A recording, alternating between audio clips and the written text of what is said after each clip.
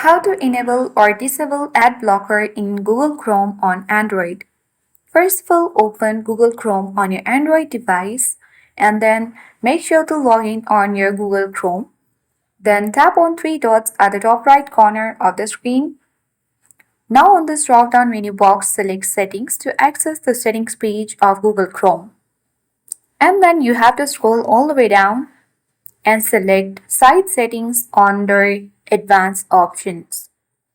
On the site settings page, you have to scroll again all the way down and select pop-ups and redirects. Now on this page, when you enable the button, this will disable the ad blockers on Google Chrome on Android.